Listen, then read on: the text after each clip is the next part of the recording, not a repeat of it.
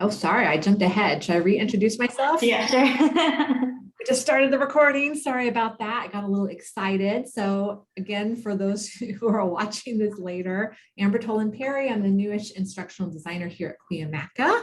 And then I'm being assisted here do you want to introduce yourself, Bree? Or Yes, I am Bree Brown. I currently serve as Cuyamaca's Distance Education Coordinator, and I'm also an English faculty member. Okay, awesome.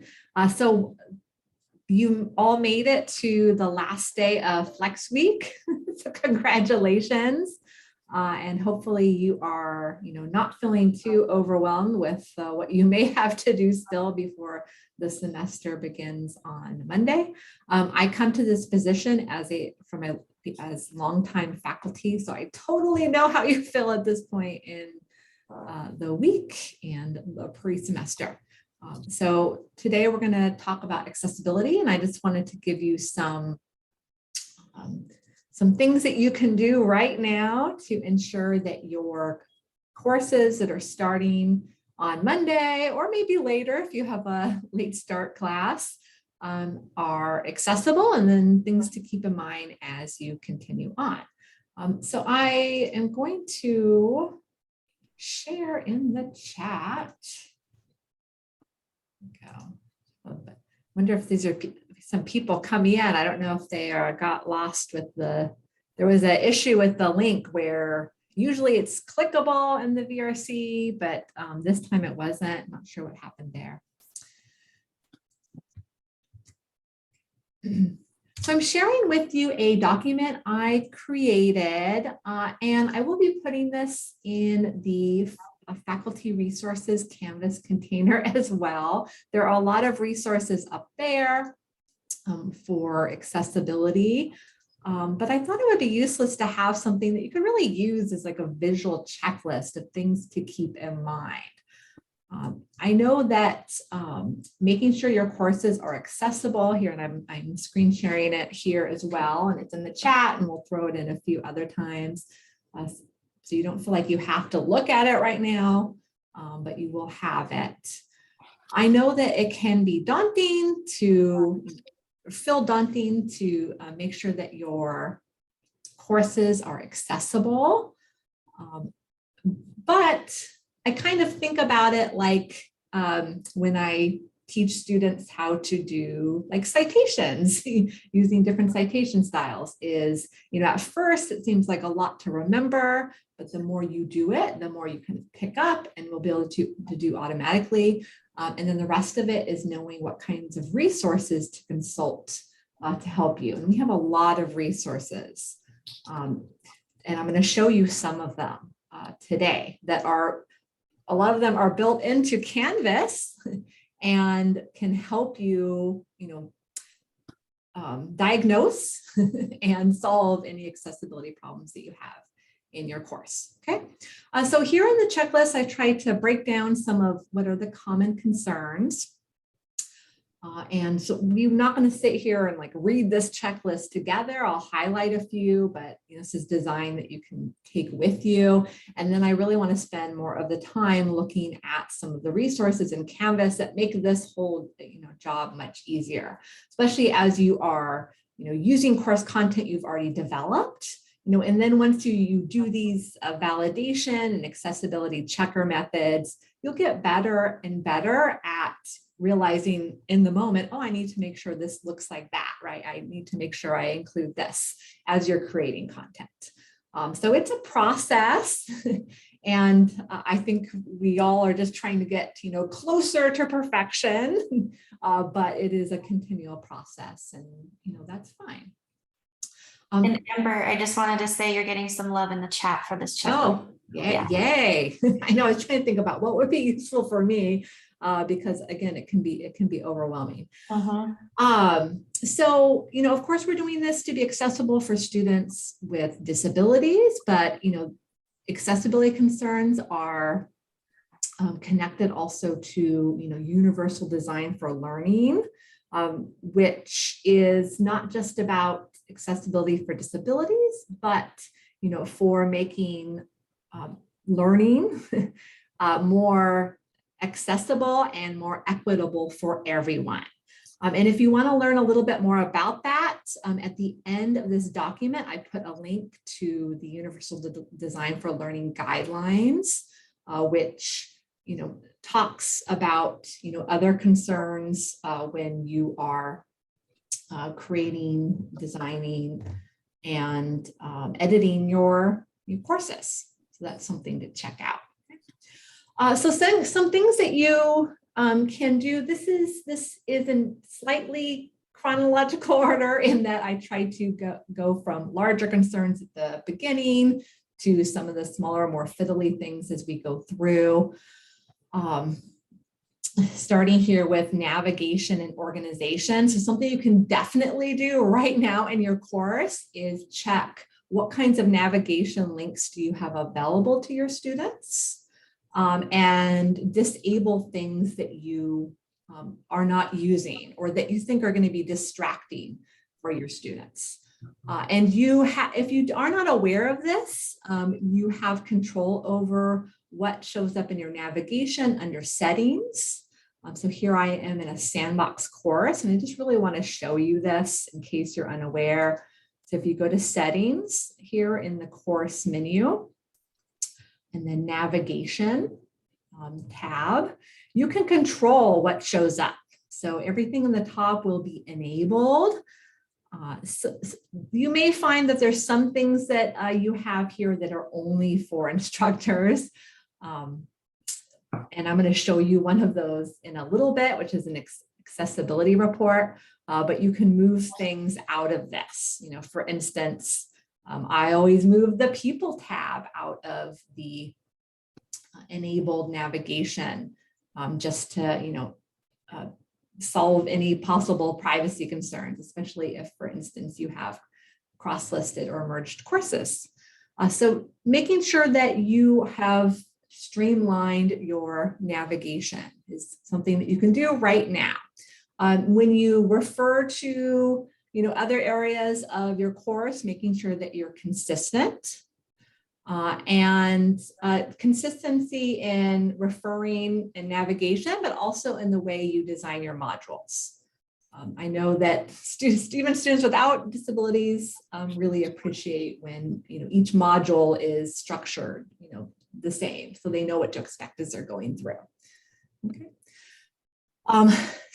So some other navigation things to be concerned about is within your pages, your structures, and really a lot of the rest of this is about what you actually put into your content pages. Okay. So let's actually just jump and look at some of the resources, because that will help us really talk about some of these concerns here, because we have to be thinking about how our links look, our images, video and audio, how we format things in our pages, including, making sure that we're using lists and tables in an appropriate way, using the list that's in the rich content editor, for instance, in Canvas, or if you're creating a Word document, using the list feature. And these are all to ensure that your students can access your content fully and nobody is left out. Somebody asked in the chat, I see, thinking about the navigation, which is not connected to accessibility, but I am happy to throw it in. This Tech Connect Zoom, this is new. It works very much like the Confer Zoom that we used to have integrated into Canvas. And these, you can move these in and out of your navigation as well. So if this is something you're not using, right, and you think that it's going to be distracting to students because you're not using it, you could move it out of your navigation. The same with Student Connect. It's something you can enable or disable. Student Connect is for having appointments that you make available for students. There was something similar with Confer Zoom as well. So if you used that before, this is similar. And then Tech Connect Zoom is making Zoom meetings, scheduling them when your class and making those available in your class. But you can still do it outside of Canvas and give it to your students.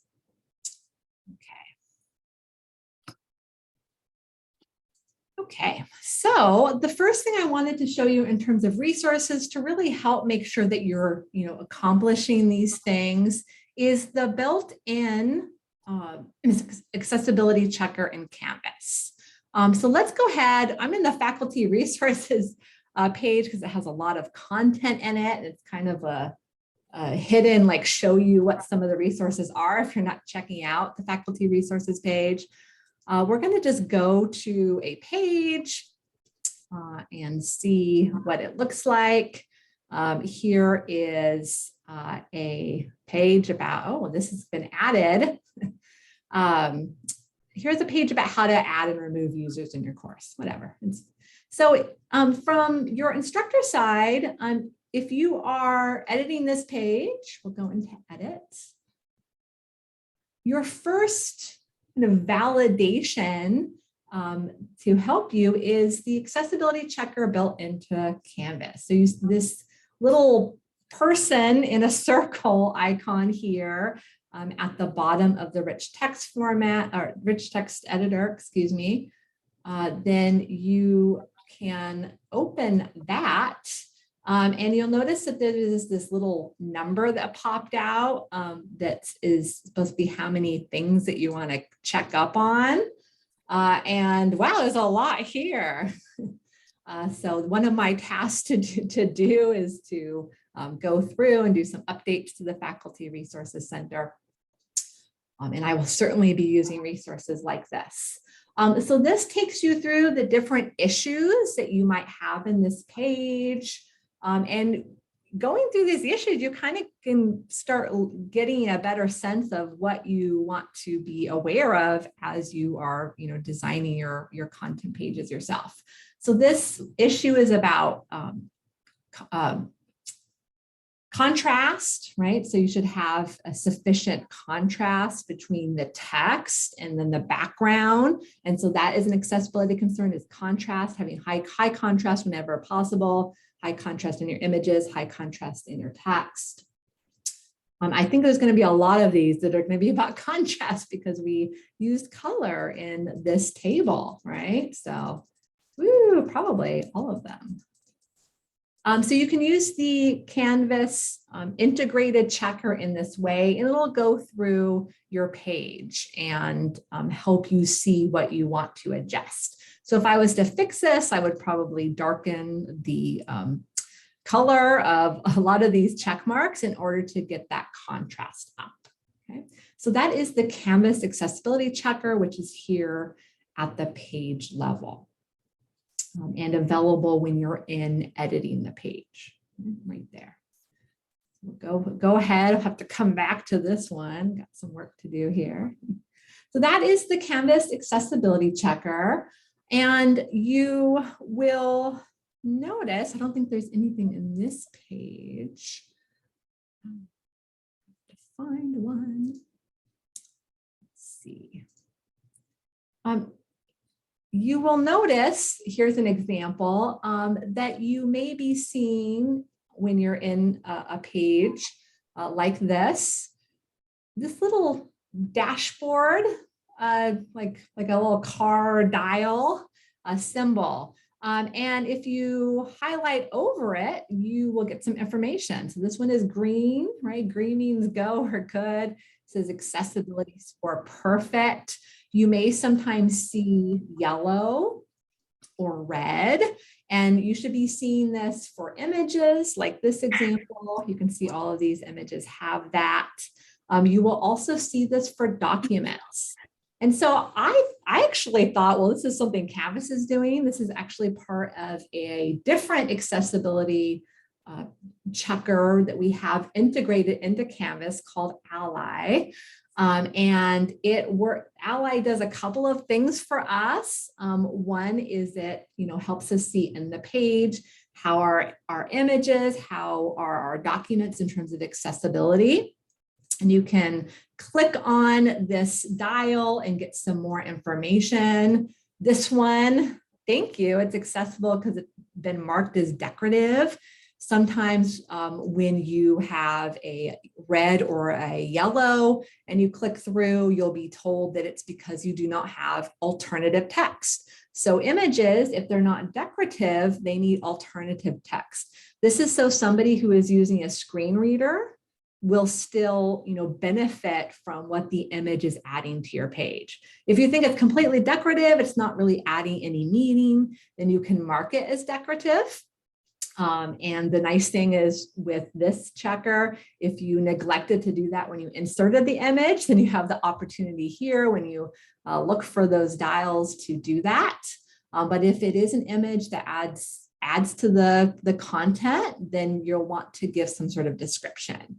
And that description should be, something that makes sense in the context and is a good replacement for what's in the image. Will give somebody who cannot see the image but is having a screen reader reading your description a good idea of what is in that image.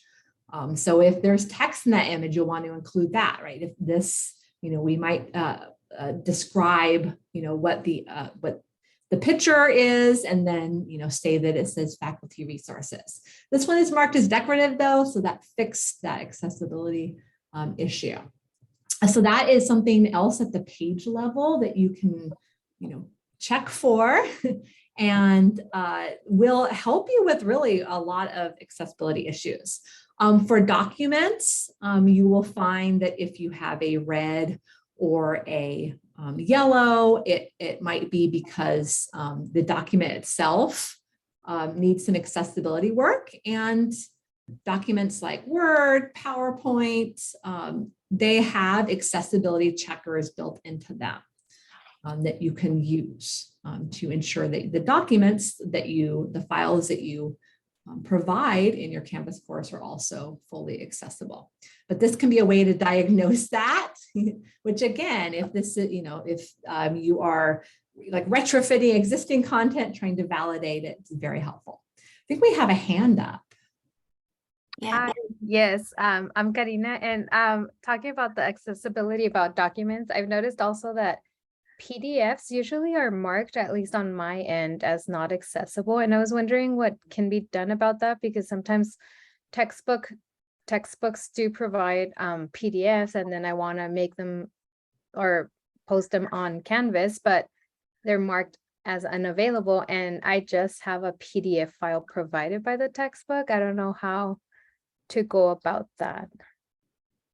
Yeah, that sounds frustrating. You may get, some specific information through Ally here about what it is about the PDF.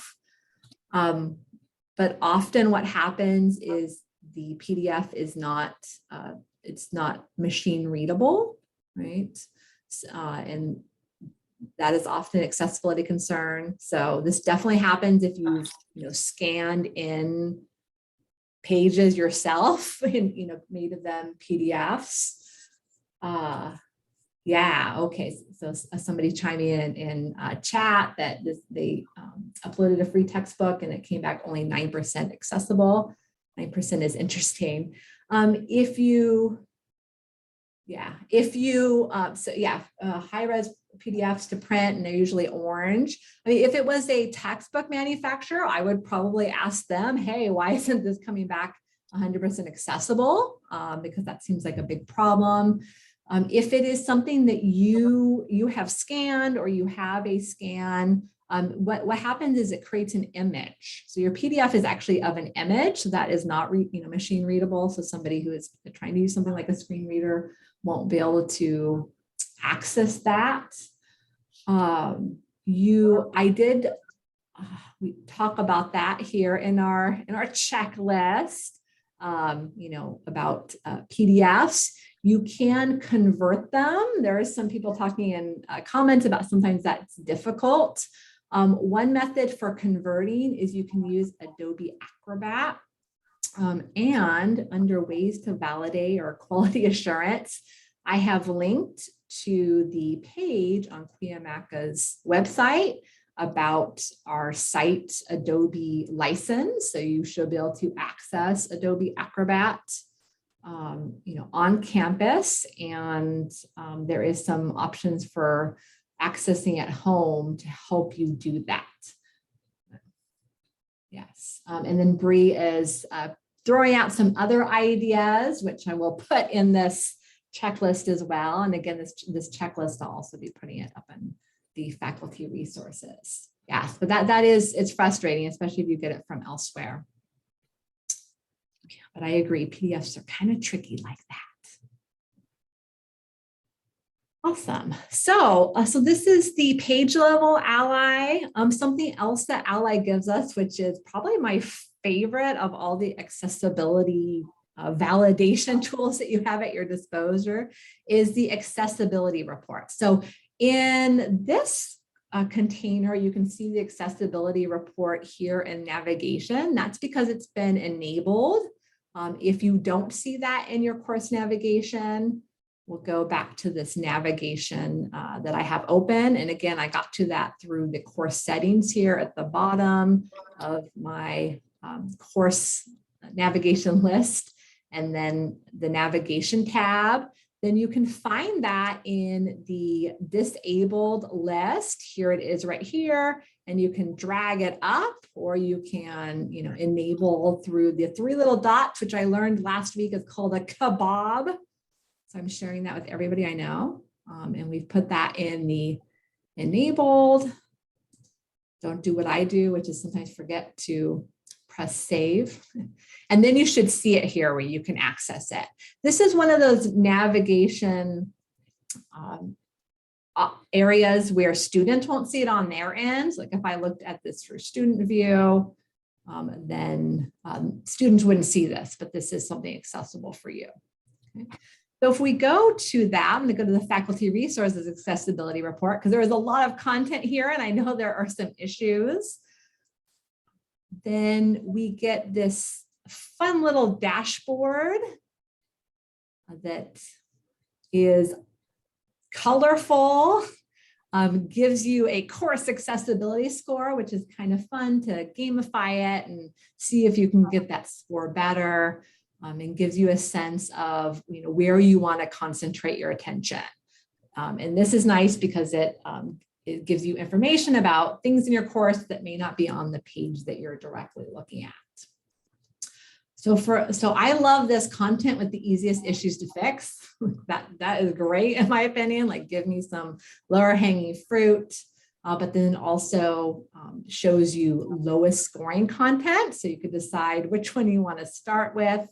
And then you get a list of issues. Here's an example of a PDF that is not machine readable fully, so it needs to be converted, something to work on. And you can see some other issues here. We have some things with contrast issues. Here's something that has images without a description. Tisk, keepers of this resource, which is partially me. And you can see, here's a video without captions. We get a pretty good overview of some of the things we want to be aware of as you are creating content here in this checker. So we could go to the content with the easiest issues to fix. And we see those dials again with scores, right? So here's a JPEG. We can click through and look at that. And this is so useful because not only does it say, hey, you need to fix that, it doesn't make you go and then dig that up, but it gives you an area for, especially for image descriptions, where you can fix that. So this is missing a description, so it's not accessible. So we would want to give a description here. So we might say, restore deleted items, like Canvas page. That shows, we might say that it shows a list of deleted items and a restore button next to them, right? So we would want to add a description that gives a viewer or a reader a good sense of what this image is. And it really is a replacement for the image. If we decided this is decorative, then we could mark it decorative here. If we're not sure what this means, we can get some pointers like how to do this with an example. So if you're feeling unsure about that, there's a lot of support here. Okay, and then we could add this. Oh, okay, it likes it. We are not perfect. And we are now told we have some contrast issues. This one would probably be difficult to fix because it's literally a screenshot of Canvas. So like, how do we fix Canvas's contrast to get this perfect? If we wanted to, I suppose we could go in and do some graphic design work and bump that up a little bit. But I think this is pretty good. I think we should be pretty happy with this. So here we have knocked that off of our list. So you can get a sense of how that feels to interact with this dashboard. And honestly, I think 95%, especially for this kind of container that has a lot of content in it, I feel pretty good about this, even if there are some things still to fix. And notice a lot of these are PDFs. So I agree, these are a little tricky. Can I jump in really fast? Yes, of course. Yeah, so I think I'm keeping up with the chat. There's a lot of lively conversation, lots of good questions. I shared that Word, Microsoft Word has its own accessibility checker. So if you're seeing ally flag things in your documents, you can run those accessibility checkers in Word. And then I wanted to just make a quick note about captions that are flagged in Ally for videos. The Ally cannot check your video caption, so it's going to automatically tell you that your captions are not there. So you just want to make sure that you check those captions manually, but it may be flagging those unnecessarily if you've already fixed your video captions. Okay, excellent, thank you. I noticed somebody in talking about Word, its accessibility checker. If you cannot find that, like mine is not where it's supposed to be. I don't know why, but you can always, in case you are unaware, I'm just going to show you. It's a Word document. Because it's supposed to be here under review. But, you can look here under the tell me what you want to do. And you can see I've searched for accessibility checker before because I don't know why it's not there. And then we can open that up so you can search for it. So the same with like in PowerPoint, for instance. So it really depends on what version of Word you have. Okay. This one has no accessibility issues. Yes, excellent. Okay. And then if you are like saving this kind of document as a PDF, and that's how you're getting a PDF, ensuring it's accessible here at the word processing level will help ensure that you end up with the accessible PDF. Okay. One little note too, I gave you a Google Doc. Google Doc does not have a built-in accessibility checker, but you can get add-ons. And so one of the tasks I did before I gave you all that document link is I added on an accessibility checker into Google Docs, and I used it to check my accessibility. So a little bit of an extra step. Whereas in something like Microsoft Word is built in, but it is possible. Okay. One more thing, Amber, really quick, sorry. That Word doc you were just sharing with the tips, it's a simple list of things.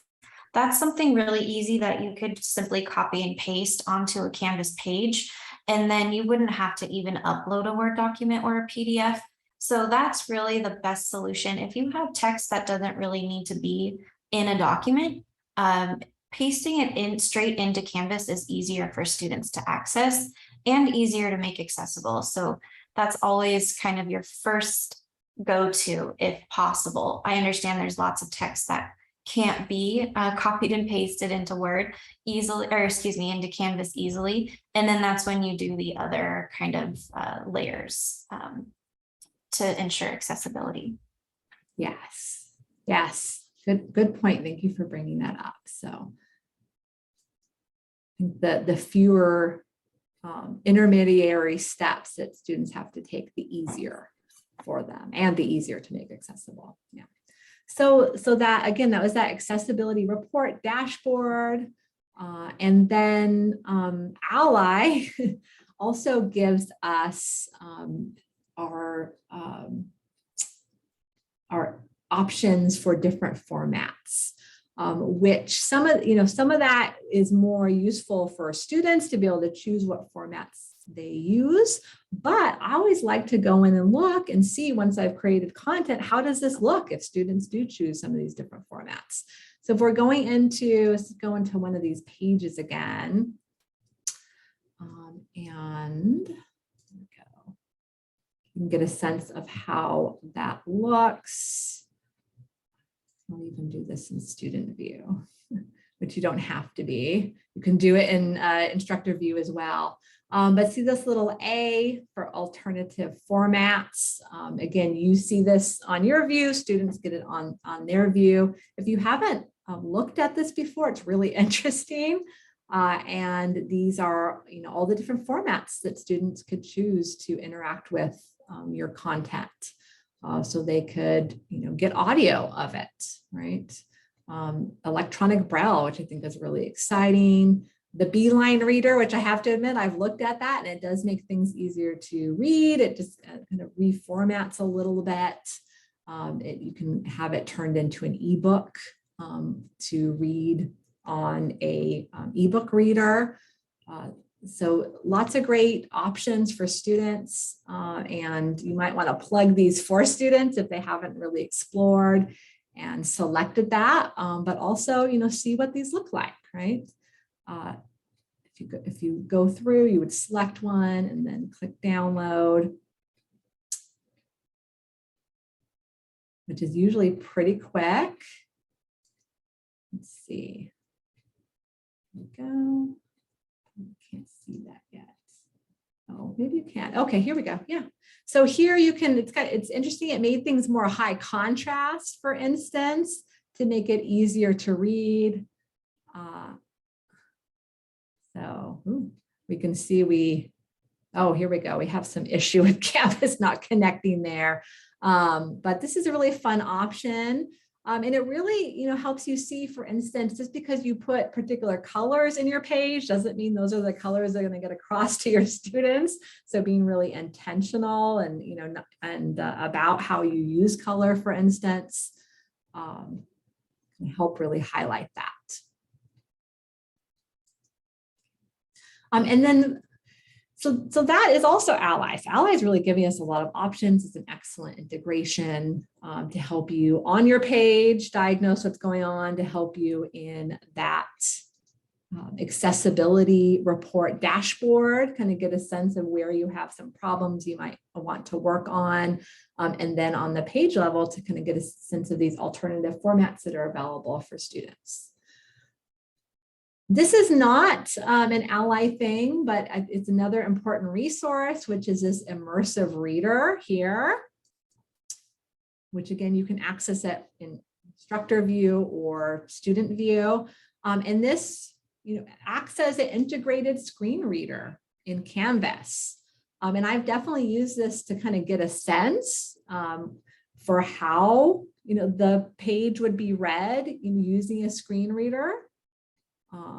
As well as, I've used this a few times to engage with pages when maybe my eyes were a little bit fatigued, but it's also something else you can check to kind of get a sense for how your students might be interacting, and maybe use it yourself. Okay. So that's that immersive reader right there.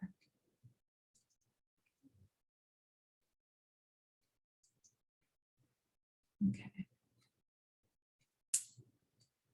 So we've talked a lot about some of these ways to validate, to make sure that you're doing all of these things above, right? So running the Canvas accessibility checker, so built into the Canvas page, the little icon with the person that is at the bottom of your screen when you're editing a page in Canvas. Using Ally to using their accessibility report dashboard and the icons that you see on images and documents, using it to check your alternative formats to see how your information is getting across. Checking the immersive reader in Canvas to get a screen reader viewpoint. We talked a little bit about running accessibility checkers in other programs like Word, PowerPoint, getting an add-on if you're using Google Docs. And then as Bree pointed out, seeing when you can just put that content in the rich content editor, right? Which will make it being accessible easier. And also, I think increases access for all of your students because they don't have to go through that intermediary. We talked about some of the difficulties with PDFs and we got some options, and I'm going to put some of what Bree suggested in the chat also here for helping you, make PDFs more accessible. And I put it here, and I see that there's some talk about Design Plus in the chat.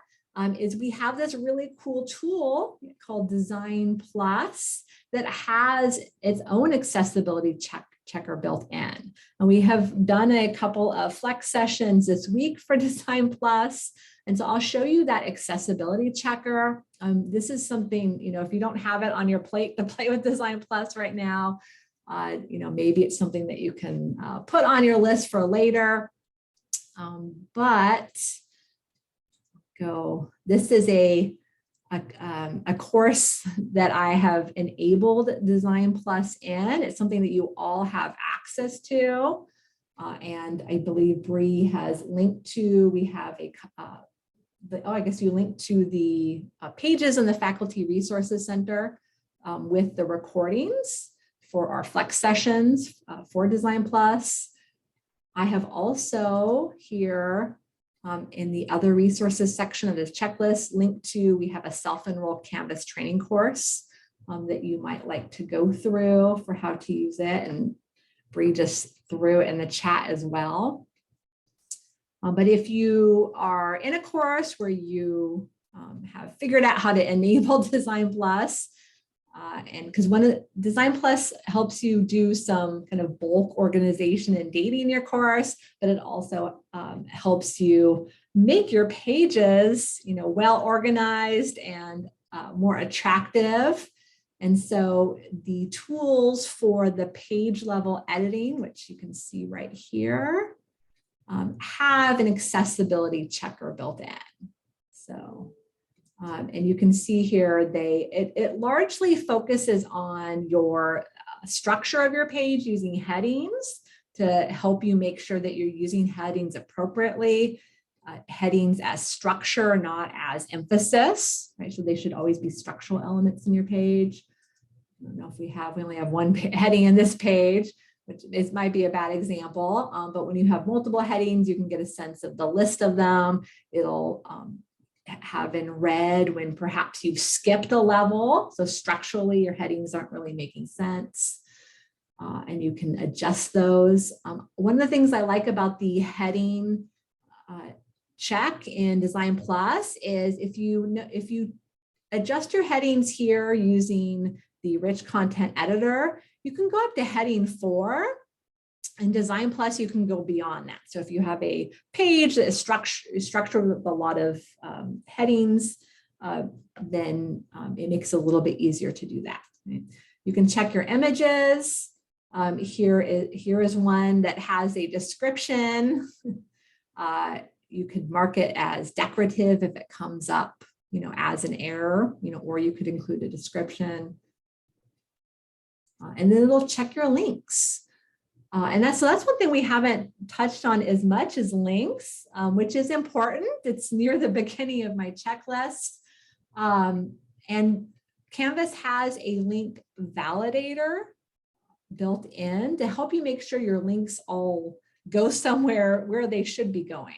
But something that link validator doesn't do is tell you whether your links are descriptive, right?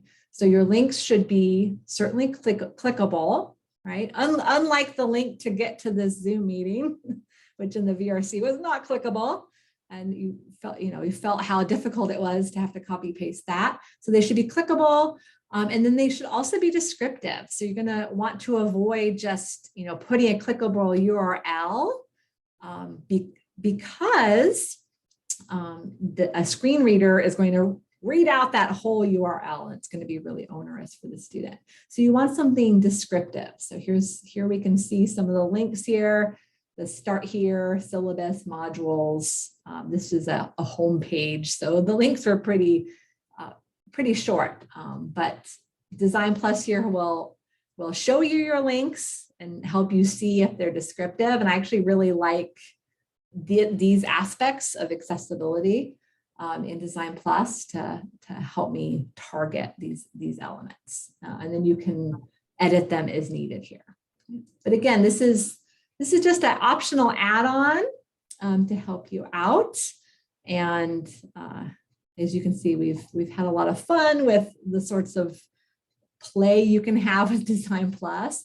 And just for maybe one final Design Plus plug, it's only a few days before the semester begins, but if you want to play with this and you're like, but I don't have time to Design Plus my whole course, you could even just create a homepage. I think it makes beautiful homepages that are very easy to use. Can I add something to the discussion about links really quick? Yes. Yes, we want to make sure that it's a descriptive link. Like Amber was just saying, start here, syllabus, but you want to avoid things like click here to go to this, click here to go to this, because in a screen reader, it's going to list them all on the page and all of them will be click here, click here, click here. So you want to make those unique. I would start your link after the words click here. So click here to go to our syllabus. You could just link the words our syllabus. So that way all the links in your course are unique, if that makes sense. Can I comment on something? Yes. So I would not even say click here. I would just say, please read, the course syllabus, or and the blue highlighting and the underlining automatically signifies that it's a clickable link. Awesome. That would be more correct. Yeah, it's more accurate because not everybody's clicking, right? If you're on mobile, sure. clicking. If you are using your keyboard and tabbing over, you're not clicking. So beautiful. And that reminds me too, don't just hyperlink the words this link, right? Or just the word link for the same purposes. Yeah. I will usually suggest a step in that. I usually put the words right click on the link to my syllabus. So you get a new tab and you can always return to where you were and leave the tab open with the syllabus. So maybe a couple words like right click on the link to my syllabus may work for you. Yeah. I'm going to comment on that also, and that's a good idea. However, when you're setting your links, if you can set your links to open a new window or link inline in the page, and I would recommend inline in the page because you don't want students to leave the page if possible. That would be also my recommendation on that. But that can be set automatically through the settings on link options when you highlight the link. I like the automatic set idea. You're going to get a new tab or a new window. That's nice. Yeah. And again, you have a lot of students use their phones. They're either interacting with your course in the app, maybe not all the time, but especially for quick trips into your course, some of them all the time. And then I think, Bree, you have a Mac, don't you? And I know for a while, at least, I haven't interacted with Mac for a while. There was no right click. You had one button. Yeah, it's all one. So I kind of just get creative on how to get to the right side of my mouse. Yeah. Yes. So yeah. Okay. And so I wanted to show you, if you're unfamiliar, how to validate your links in Canvas. So we're going to go under settings. So, and what this means is this is just tells you if your links all go to something that is accessible to your students, right? So you don't have any bad links that are going to end up not going anywhere, or maybe linking to content that's unpublished. So I'm going to go to settings here. I'm at the bottom of the course menu, and I'm going to go to validate links and content, can't talk, here on the right-hand side. Okay. And then you can start the link validation. This sometimes takes a few minutes if you have a lot of links, but what you'll end up with, I think this is pretty, this sandbox doesn't have that much in it, so it might not take too long, but what you'll end up with is a list of pages with links in them that are problematic, right? So here is, I copied things over from another course into the sandbox just so I could play around with how the pages look and practice Design Plus. So I am not surprised that there'll be a lot of things that are broken, because there's a lot of things that don't exist, but it can tell you, something that is either unreachable, like maybe it's linking to something unpublished, or it's linking to something that just doesn't exist, right? So that will help you be able to fix, see what's wrong and fix. Okay.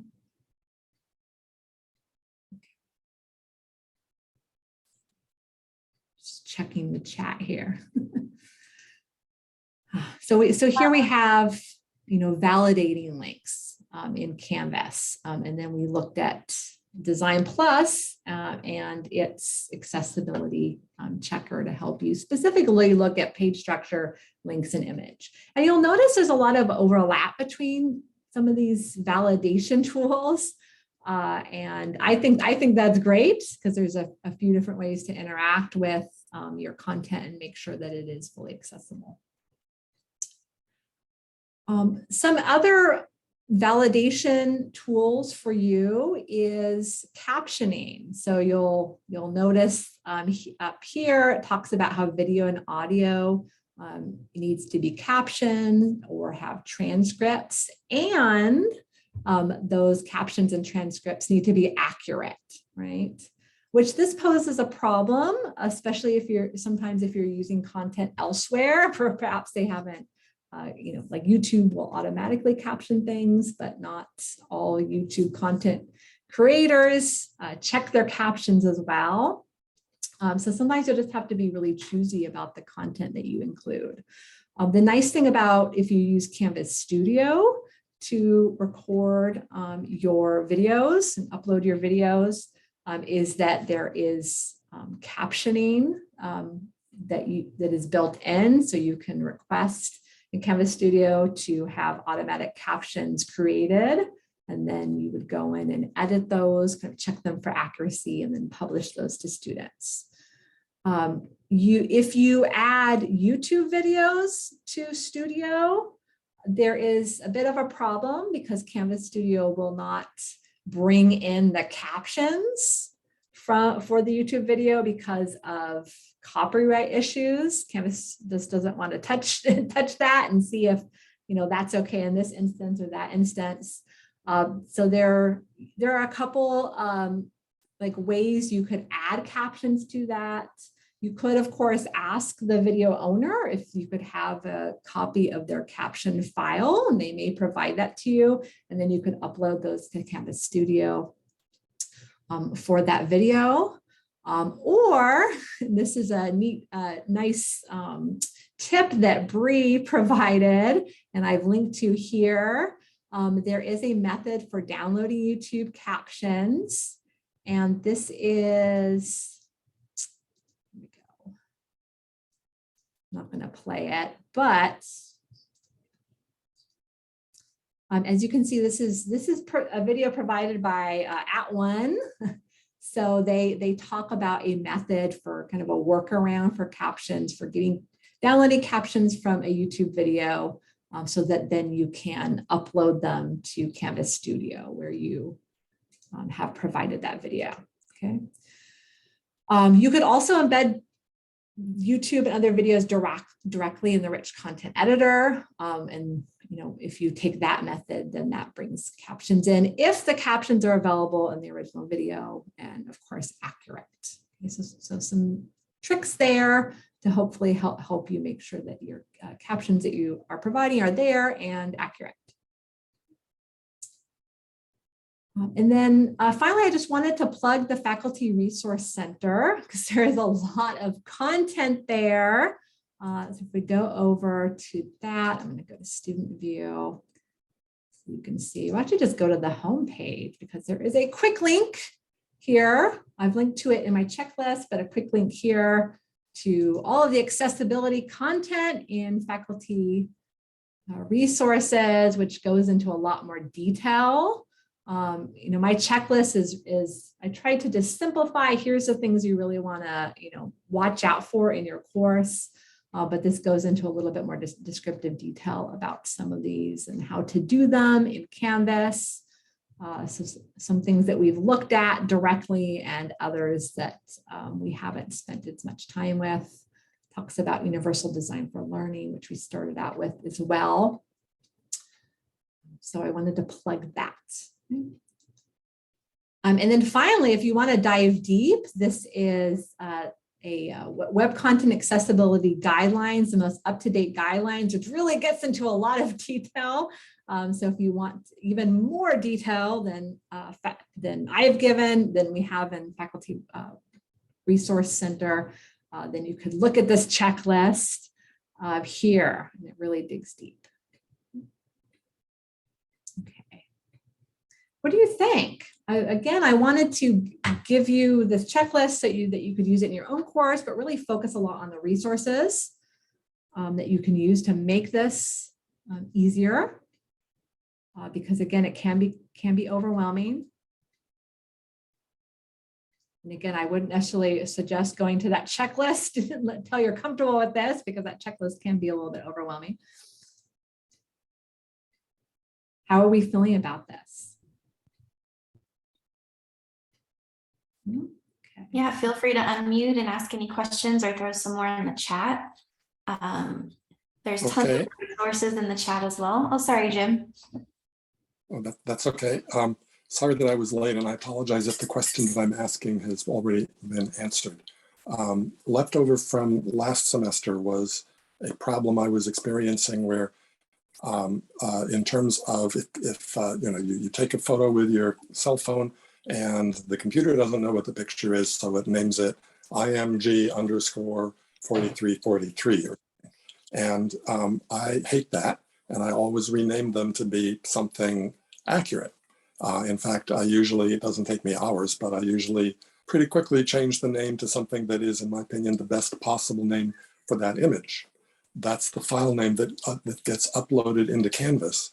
And then when Canvas notices that I haven't put in an alt tag for it, I just say use the name of the file, which is certainly not IMG_4343.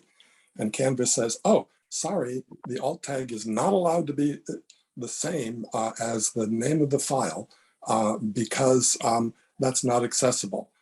So, all right, I go in and I get rid of .jpeg. And then it says, sorry, it says the same thing, even though the name of the alt tag is no longer the same as the name of any file on my hard drive. It still says that's not acceptable. And to me, they're trying to catch some lazy professors. And in fact, what they're doing is causing more trouble and less accessibility for the professors like me who are sensitive to accessibility issues and do the right thing from the start. So my question is there someplace on Canvas where I can write somebody who's in charge at Canvas of the accessibility issues, where I can politely but firmly express my opinion about this and see if we can get something changed?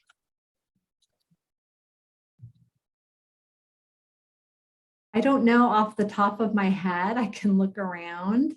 I suspect that your method of doing it is very much in the minority, but I understand that's adding some frustration. It feels like some extra work. Can I ask you a question? There's a link. There's a link you can go to in Canvas where you can actually make suggestions for changes, and then the Canvas administrators at the at the higher level will then evaluate that and put that into their workflow.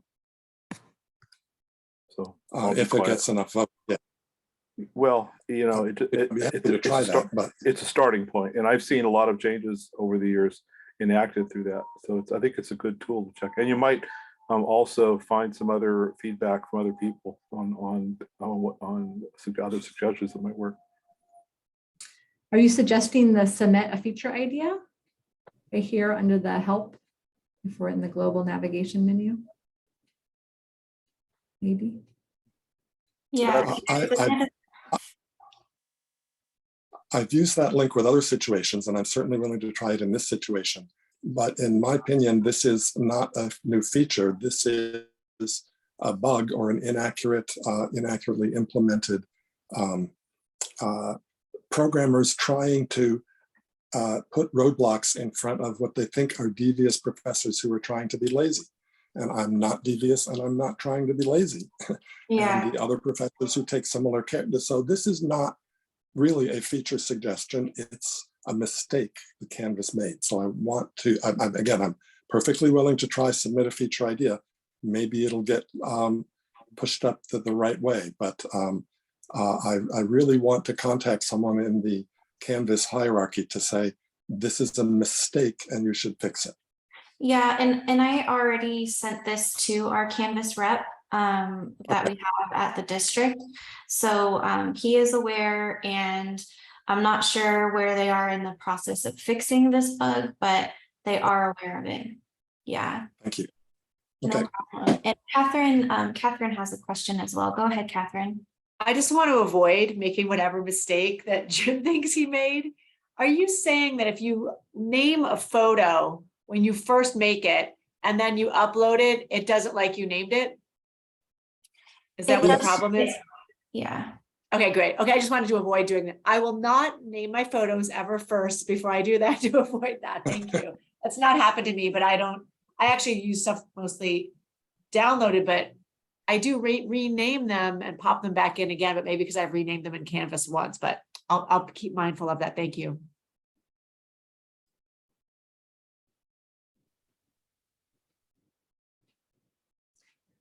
Any other questions or comments? We have about a minute.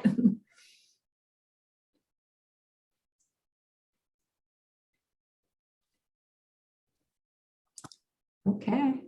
Well, thank you again for spending your last morning of Flex Week, a chunk of it here.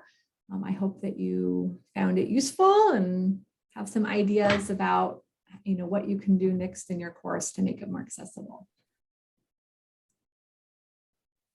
Otherwise, have a great rest of your Friday. Good luck finishing up your prep for next week, and have an awesome first week of school. Yes, thank you, everyone. Thank you. Thank you.